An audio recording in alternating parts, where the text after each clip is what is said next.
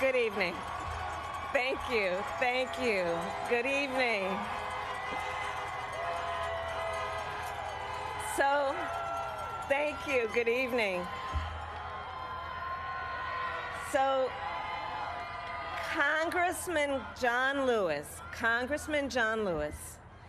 before his passing, wrote, "Democracy is not a state, it is an act." And what he meant was that America's democracy is not guaranteed. It is only as strong as our willingness to fight for it.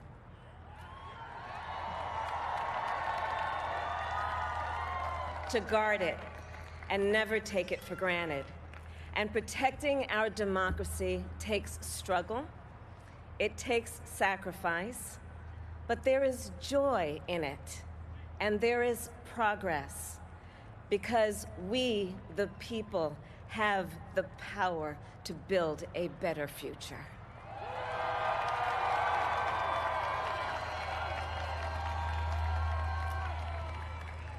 And when our very democracy was on the ballot in this election, with the very soul of America at stake, and the world watching, you ushered in a new day for America.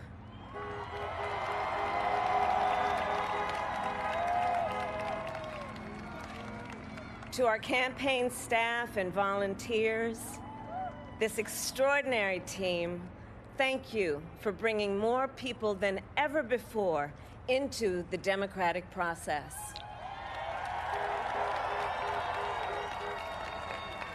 And for making this victory possible. To the poll workers and election officials across our country who have worked tirelessly to make sure every vote is counted, our nation owes you a debt of gratitude.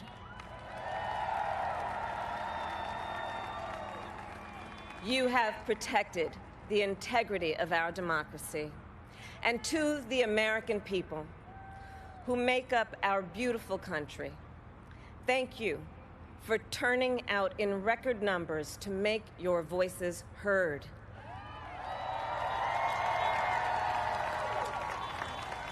And I know times have been challenging, especially the last several months.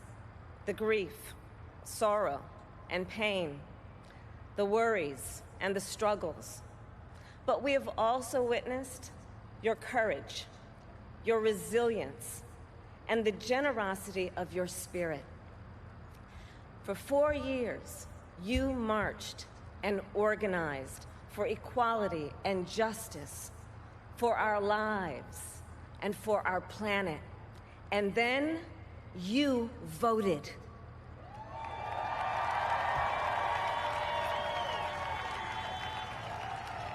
And you delivered a clear message. You chose hope and unity, decency, science, and yes, truth.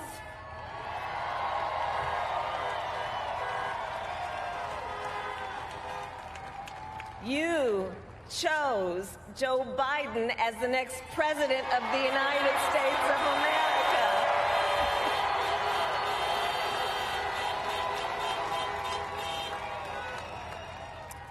And Joe is a healer, a uniter, a tested and steady hand, a person whose own experience of loss gives him a sense of purpose that will help us as a nation reclaim our own sense of purpose, and a man with a big heart who loves with abandon.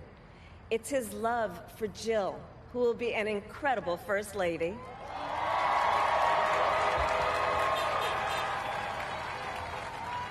It's his love for Hunter and Ashley and his grandchildren and the entire Biden family.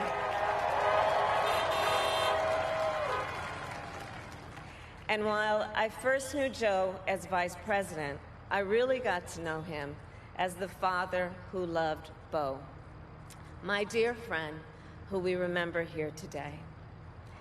And to my husband, Doug,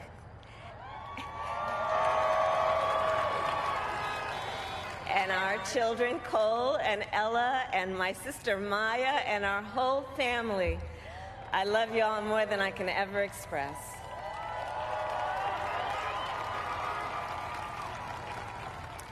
We are so grateful to Joe and Jill for welcoming our family into theirs on this incredible journey.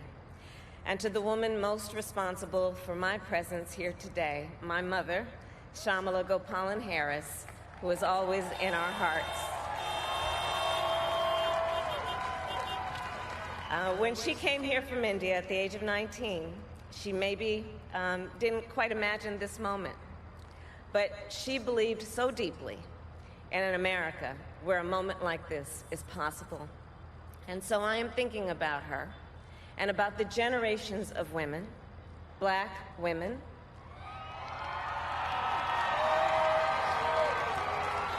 Asian, white, Latina, Native American women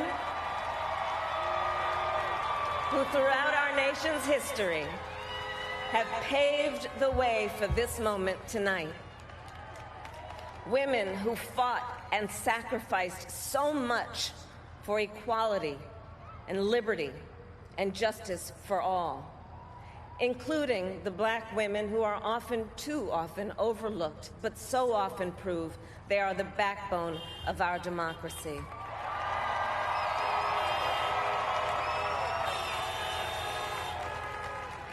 All the women who have worked to secure and protect the right to vote for over a century, 100 years ago with the 19th Amendment, 55 years ago with the Voting Rights Act, and now in 2020 with a new generation of women in our country who cast their ballots and continued the fight for their fundamental right to vote and be heard.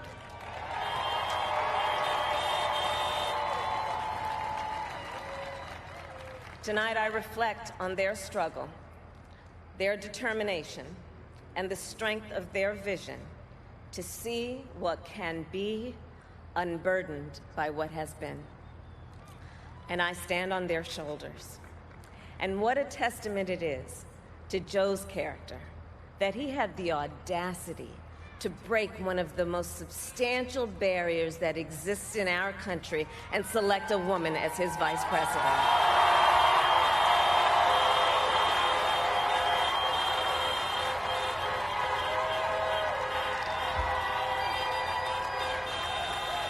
But while I may be the first woman in this office, I will not be the last.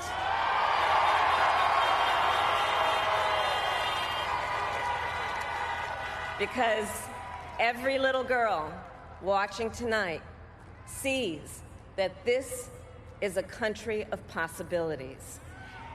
And to the children of our country, regardless of your gender, our country has sent you a clear message. Dream with ambition, lead with conviction, and see yourselves in a way that others may not, simply because they've never seen it before. But know that we will applaud you every step of the way.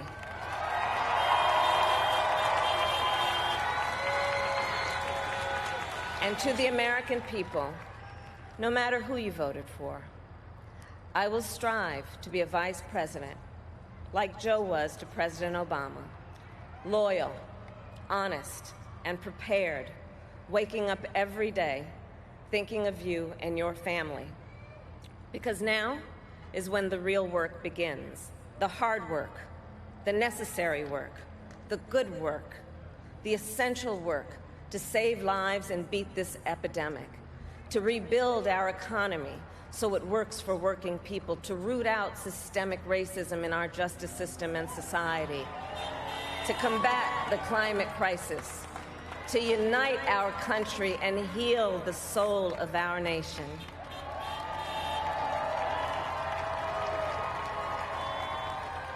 And the road ahead will not be easy, but America is ready. And so are Joe and I.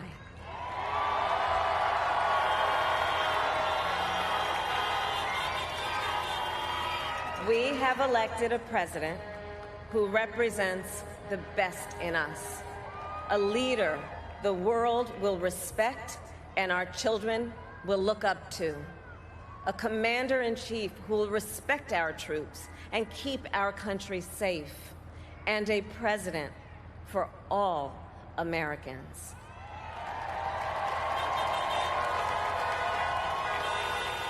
And it is now my great honor to introduce the President-elect of the United States of America, Joe Biden. Hello, my fellow Americans, and the people who brought me to the dance, Delawareans. I see my buddy Senator Tom Carper down there, and I think Senator Coons is there, and I think the governor's around. Is that Ruth Ann? And that former Governor Ruth Ann Minner.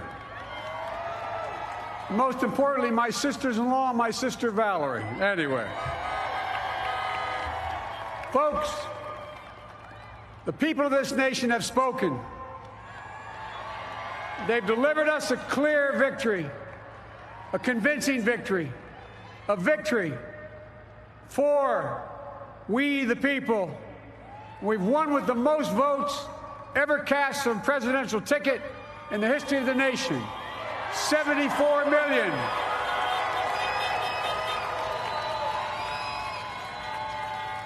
What I must admit has surprised me. Tonight, we're seeing all over this nation, all cities and all parts of the country, indeed across the world, an outpouring of joy, of hope, renewed faith in tomorrow, bring a better day. And I'm humbled by the trust and confidence you've placed in me. I pledge to be a president who seeks not to divide, but unify, who doesn't see red states and blue states, only sees the United States. And work with all my heart, with the confidence of the whole people, to win the confidence of all of you. And for that is what America, I believe, is about. It's about people. And that's what our administration will be all about. I sought this office to restore the soul of America, to rebuild the backbone of this nation, the middle class, and to make America respected around the world again, and to unite us here at home. It's the honor of my lifetime that so many millions of Americans have voted for that vision. And now, the work of making that vision is real. It's a task, the task of our time. Folks, as I said many times before, I'm Jill's husband.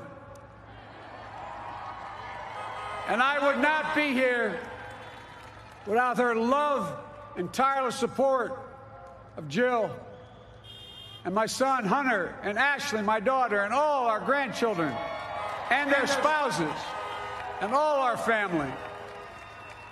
They're my heart. Jill's a mom, a military mom, an educator. And she has dedicated her life to education. But teaching isn't just what she does, it's who she is. For American educators, this is a great day for y'all.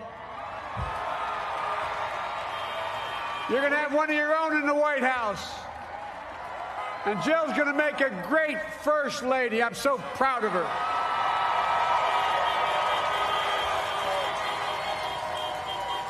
And I'll have the honor of serving with the fantastic Vice President who you just heard from, Kamala Harris,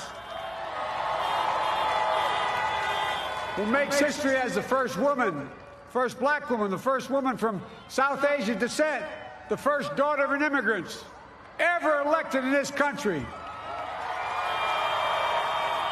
Don't tell me it's not possible in the United States. It's long overdue. And we're reminded tonight of those who fought so hard for so many years to make this happen. But once again, America's bent the arc of the moral universe more toward justice.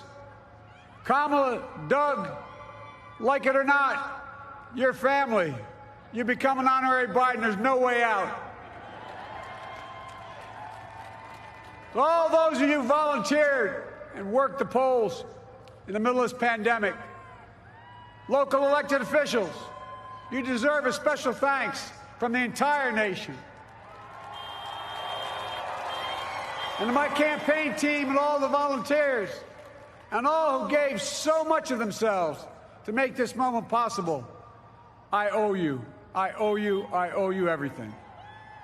And to all those who supported us, I'm proud of the campaign we built and ran. I'm proud of the coalition we put together, the broadest and most diverse coalition in history. Democrats, Republicans, independents, progressives, moderates, conservatives, young, old, urban, suburban, rural, gay, straight, transgender, white, Latino, Asian, Native American. I mean it, especially those moments, and especially those moments when this campaign was at its lowest ebb. The African-American community stood up again for me. You've always had my back, and I'll have yours. I said at the outset, I wanted to represent this campaign to represent and look like America. We've done that. Now that's what I want the administration to look like and act like. For all those of you who voted for President Trump, I understand the disappointment tonight. I've lost a couple times myself. But now, let's give each other a chance. It's time to put away the harsh rhetoric, lower the temperature, see each other again, listen to each other again. And to make progress, we have to stop treating our opponents as our enemies. They are not our enemies. They are Americans. They are Americans. The Bible tells us, to everything there is a season, a time to build, a time to reap and a time to sow, and a time to heal. This is the time to heal in America.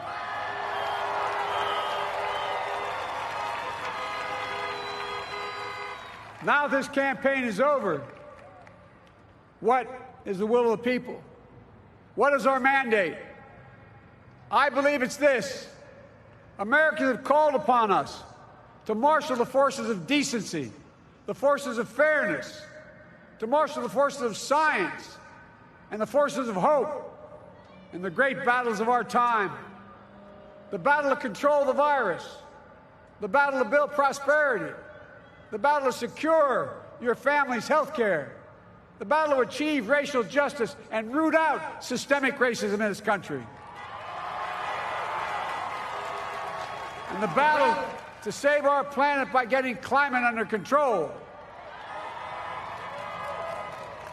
the battle to restore decency, defend democracy, and give everybody in this country a fair shot. That's all they're asking for, a fair shot.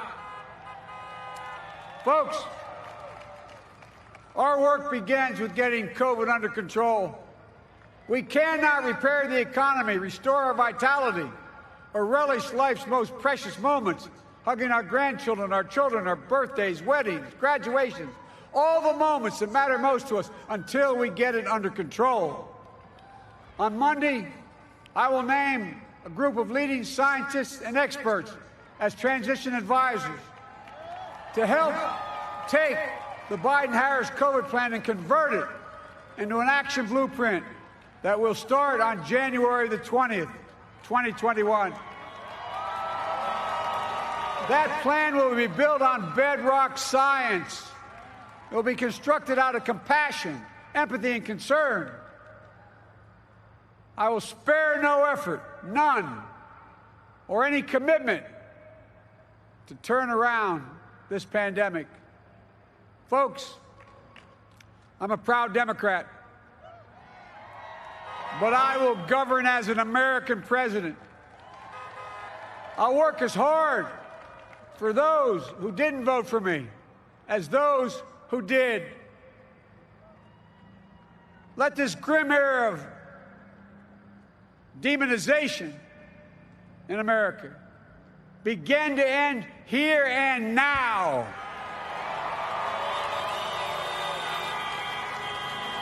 The refusal of Democrats and Republicans to cooperate with one another, it's not some mysterious force beyond our control. It's a decision, a choice we make. And if we can decide not to cooperate, then we can decide to cooperate. And I believe that this is part of the mandate given to us from the American people. They want us to cooperate in their interest.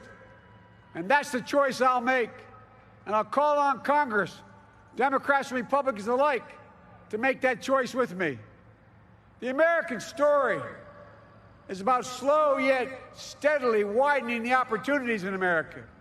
And make no mistake, too many dreams have been deferred for too long. We must make the promises of the country real for everybody, no matter their race, their ethnicity, their faith, their identity, or their disability. Folks, America has always been shaped by inflection points, by moments in time where we've made hard decisions about who we are and what we want to be. Lincoln in 1860, coming to save the Union. FDR in 1932, promising a beleaguered country a new deal. JFK in 1960, pledging a new frontier. And 12 years ago, when Barack Obama made history, he told us, yes, we can. Well, folks, we stand at an inflection point. We have an opportunity to defeat despair, to build a nation of prosperity and purpose. We can do it. I know we can. I've long talked about the battle for the soul of America. We must restore the soul of America. Our nation is shaped by the constant battle between our better angels and our darkest impulses. And what presidents say in this battle matters. It's time for our better angels to prevail. Tonight, the whole world is watching America. And I believe at our best, America is a beacon for the globe. We will lead not only by the example of our power, but by the power of our example. I've always believed, many of you heard me say it, I've always believed we can define America in one word: possibilities. That, in America, everyone should be given an opportunity to go as far as their dreams and God-given ability will take them. You see, I believe in the possibilities of this country. We're always looking ahead to an America that's freer and more just, ahead to an America that creates jobs with dignity and respect, ahead of America that cures diseases like cancer and Alzheimer's, ahead to an America that never leaves anyone behind, ahead of America that never gives up, never gives in. This is a great nation. It's always been a bad bet to bet against America. We're good people. This is the United States of America, and there's never been anything we've been not able to do when we've done it together.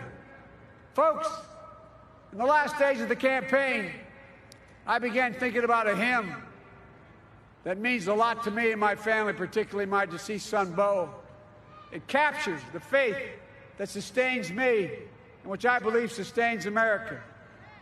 And I hope it can provide some comfort and solace to 230,000 Americans who've lost a loved one to this terrible virus this year. My heart goes out to each and every one of you. Hopefully this hymn gives you solace as well. And it goes like this: and he will raise you up on eagle's wings, bear you on the breath of dawn, and make you to shine like the sun, and hold you in the palm of his hand. And now together, on eagle's wings, we embark on the work that God and history have called upon us to do, with full hearts and steady hands, with faith in America and in each other. with love of country, a thirst for justice. Let us be the nation that we know we can be, a nation united, a nation strengthened, a nation healed. The United States of America, ladies and gentlemen, there's never been anything we've tried we've not been able to do. So remember, as our grandpapa used to say when I walked out of his home when I was a kid up in Scranton, he said, "Joey, keep the faith." And our grandmother, when she was alive, she yelled, "No, Joey, spread it. Spread the faith. God love you all. May God bless America.